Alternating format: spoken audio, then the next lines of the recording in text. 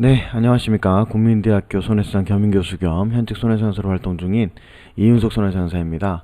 자, 오늘은요, 그 종골골절에 대한 근지보험 처리 절차에 대해서 한번 알아보도록 하겠습니다. 오늘 사례자분 같은 경우에는 업무중 사고로 종골골절 상해를 입으시고 산재 처리된 이후에 근지보험 보상까지 받으셨는데요. 산재 장애 처리가 되면서 근재와 산재는 별도로 처리가 되지만 산재에서 서류 할 때 체킹하는 거 하나에 따라서 근재보험 처리가 좀 매끄럽게 진행되느냐 아니면 아주 어렵게 진행이 되느냐가 차이가 있을 수 있는데요. 이 점 제가 그 동영상 진행하면서 말씀드리도록 하겠습니다. 자, 우선은 웹툰으로 좀 볼까요? 이분 같은 경우에는 이렇게 추락사고로 당하셨어요. 근데 이제 이 추락사고는 이렇게 사다리에서 작업하다가 떨어지는 사고로 당하셨는데요. 자, 실제 사고 장소 사진을 한번 보도록 하겠습니다.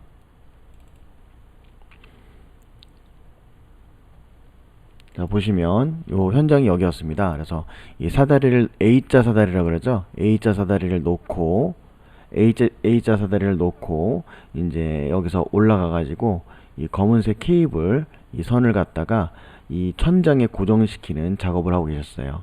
근데 작업을 하다가 그러니까 A자 사다리 위에 올라가 작업을 하고 계셨겠죠. 그래서 쭉 진행을 하는데 이 케이블이 끊어지면서 이 묶어놓은 게 풀어지면서 이게 앞으로 이렇게 쓸려 내려온 거죠. 쓸려 내려오면서 작업 중이던 제자분의 뒤를 쳤습니다. 뒤를 쳐가지고 이분이 사다리에서 떨어지셨죠. 사다리 높이가 대략 1.5m 정도 됐습니다. 1.5m 정도. 그래서 거기서 떨어지면서 이런 상해를 입으셨는데 종골, 그 분쇄골절, 관절내 분쇄골절이라고 하는 상해를 입으셨습니다. 보시면 왼쪽이고요.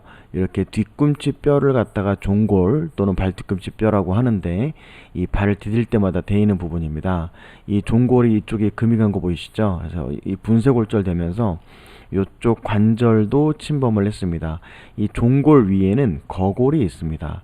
이 종골과 거골 사이도 뼈와 뼈 사이이기 때문에 관절이라고 하는데요. 이 관절 사이도 골절로 인한 침범이 있었고 관절 손상이 있었기 때문에 종골 관절내 분쇄골절이라고 하는 상해를 입었습니다. 결국 이렇게 수술을 했고요. 보통 후유증을 평가할 때는 이 종골 골절된 부분하고 이 거골 보면은 이게 종골 이 라인이 있죠. 이 라인을 갖다가 우리는 벨러각이라고 합니다. 벨러각. 이 벨러각은 보통 25도에서 약 40도 정도가 정상인데 이 골절로 인해서 골절 후 뼈가 유압됐을 때 이 위에 라인, 이 라인이 25도에서 40도를 벗어나는 범주에 있을 경우에는 보통 심한 통증을 유발하기 때문에 이를 근거로 영구장애를 주기도 하고요. 또는 이 관절면 손상이 있으면 사실 이 손상된 관절면은 다시 회복되는 경우가 별로 없기 때문에 영구장애로 보는 게 맞다라는 게 제 개인적인 생각입니다. 하지만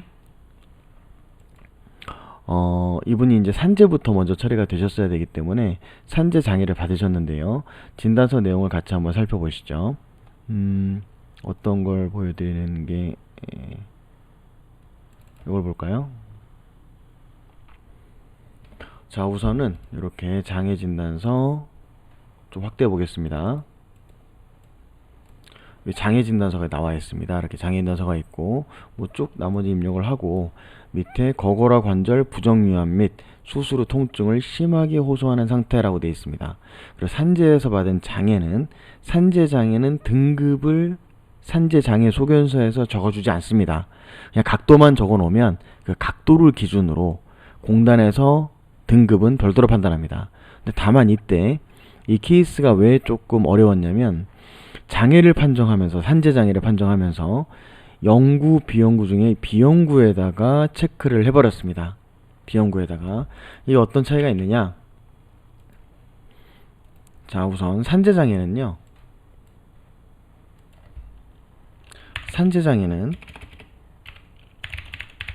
저기는 영구와 비영구가 의미가 없어요. 그냥 판정 당시에 등급이 몇 등급이냐, 12급이냐, 10급이냐, 뭐 8급이냐 이게 중요하지 영구와 비영구가 사실 큰 구분 차이가 없습니다. 그래서 보통 체크를 안 하는 경우도 많은데, 이 케이스는 어떻게 된 게, 그 산재를 처리해 주셨던 그 병원의 의사분께서 비영구로 체크를 해버렸어요. 그러면 산재는 사실 관계가 없어요. 급수가 몇 급이 나오든 영구 비영구 관계가 없는데, 근제에서 사실 문제가 됩니다. 왜냐면 근제 보험은요, 산재처럼 등급으로 되어 있는 게 아니라 근제는 노동능력 상실률을 봅니다. 그래서 몇 프로, 16%면 16%, 그리고 한시면 한시, 영구면 영구, 장애까지 기간을 명시해야 됩니다. 한시 5년, 또는 영구장애, 이런 식으로 판단이 돼야 됩니다. 그러면 산재에서는 사실 크게 문제도 안 되는 급수장애에 대해서 비영구로 체크해버리면 나중에 근제 청구를 할 때 이 노동력 상실률을 기준으로 비영구 체크가 됐으니 여기서도 한시장애가 타당하다, 이렇게 주장을 하는 경우가 많기 때문에 머리가 아프다고 하는 겁니다. 이런 경우에 어떻게 해결을 해야 될까요? 자, 우선 이분 같은 경우에는 산재에서는 등급을 이렇게 받으셨습니다. 아까 비영구 체크된 거 보셨을 거고, 전체 화면으로 보시면 조금 확대하겠습니다. 자, 이렇게 돼 있죠. 신규 일반 12급 10호, 한 다리에 3대 관절 중 한 관절의 기능에 장애가 남은 사람, 각도는 70도다, 이렇게 되어 있습니다. 이 70도라는 의미는 정상 각도가 보통 발목은 110도로 봅니다. 110도분의 70도 정도 움직인다라고 본 겁니다. 그럼 110도분의 70도면은요, 약 4분의 3보다 조금 못 움직이는 거죠.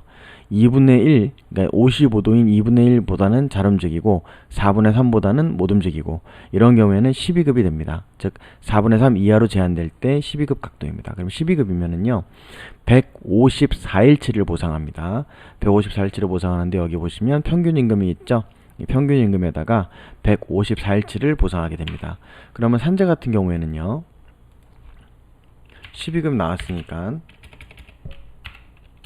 평균 임금이 11만 6천원, 6,800원 나와있네요. 곱하기 154일치, 이렇게 보상을 하는 겁니다. 이게 장애급여. 아까 말씀드렸죠? 영구, 비영구 구분 없이 판정 당시 등급 기준으로 등급에 해당하는 날짜 수만 곱하게 됩니다. 그럼 산재는 장애급여 보상 끝입니다.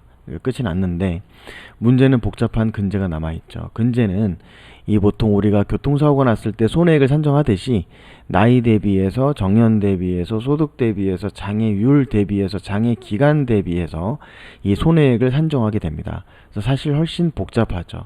자, 그럼 우선 그 산재 말고 근제에서는 장애 진단을 어떻게 받았는지에 대해서 한번 보도록 하겠습니다. 장애 진단서가 여기 있네요.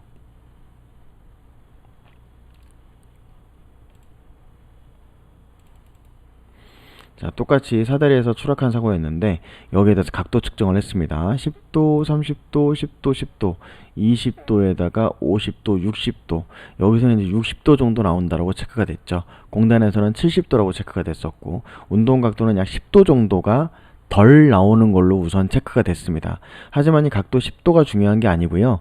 더 중요한 건 아까 얘기했던 영구와 비영구가 문제였는데, 우선 저희가 대학병원에서 신체 감정을 진행해서 영구장애라는 소견을 받았습니다. 그리고 노동력 상실률을 16%를 받았습니다. 자, 그럼 이때부터 여기에 대해서 저희가 의견서를 쳐서 그 근제보험이 건설공제조합이 가입이 되어 있었는데요, 손해액을 발송을 했죠. 이래저래 해서 얼마를 줘야 된다 라고 얘기를 했더니, 거기서 얘기하는 게 산재에서 산재 비영구장애 체크된 부분 때문에 근제 영구장애 인정 어렵다, 이렇게 처음에 주장을 했는데, 이 부분은 저희가 아까 말씀드렸던 벨러각이라든가 관절면 손상에 대한 소견을 기준으로 영구가 타당하다는 주장을 했고, 여기에 대해서 어느 정도 인정을 받았습니다. 그리고 장애율에 있어서 16% 장애가 아니라, 보통 16%는 잘 정복된 종골 분쇄골절인데 요거는 잘 쓰지 않으니 강직장애로 해가지고 산재에서 인정받은 각도 70도로 봤을 때 각도 총합 중에서 맥브라에 대해서 해당이 되는 건 10%짜리 하나밖에 없다, 이렇게 보험회사에서 주장을 했고요. 저희가 검토한 결과 공단에서 측정한 각도를 준용한다 하더라도 준용한다 하더라도 적용되는 테이블이 12%짜리가 있었고 여기서 직업 개수 적용하면은 장애율은 14%까지 올라갑니다. 그러면은 저희가 처음에 주장했던 16%보다는 2% 정도 다운은 되지만 보험사에서 주장하는 10%보다는 4%가 올라가는 거죠. 그래서 요 기준으로 주장을 했습니다. 주장을 했고 요 사실 이 장애에 대한 이견 때문에 손해액의 차이가 많았고 손해액의 차이가 많다는 소리는 그만큼 시간이 많이 걸린다는 얘기죠. 그래서 3개월 이상 걸렸습니다. 근데 어쨌든 결론적으로는 저희 쪽 주장이 다 인용이 돼서 합의가 진행이 됐고요. 합의서는 보통 이제 그 건설공제조합 양식에 따라서 이렇게 작성이 됐습니다. 그래서 합의서 가지고 쭉 이렇게 얼마를 받고 뭐 합의를 보도록 한다 라는 식으로 종결이 됐고요. 자, 근제보험 같은 경우에는요, 일반 어떤 교통사고처럼 소득, 과실, 장애 뭐 이런 것들에 따라서 손해액이 달라지게 됩니다.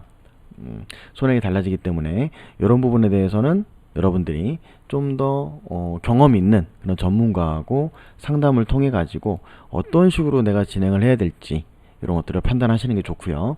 그리고 끝으로 저에 대해서 끝으로 말씀을 드리면 우선 만약 저희 근제보험 관련해 가지고 궁금한 점 있으시면은요, 네이버나 다음에서 이윤석을 검색해 주셔도 되고요. 또는 저희 블로그가 있습니다. 사고에서 보상까지, 또는 보상 제대로, 또 보상 삼아, 다음 카페는 사고보상지원센터 이렇게 있으니까요. 궁금한 점 있으면 이쪽을 통해서 들어오셔가지고 상담을 남겨주셔도 되고, 제가 직접 받을 수 있는 전화는 직통번호는 번이 있습니다. 이쪽으로 전화 주시면 제가 핸드폰으로 바로 받으니까요. 궁금한 점 있으면 이쪽으로 연락 주시면 되겠습니다. 자, 오늘 이렇게 해서 종골골절에 대한 근제보상에 대한 부분을 말씀드렸는데요. 도움이 좀 되셨으면 좋겠네요. 그럼 오늘도 좋은 하루 되십시오. 감사합니다.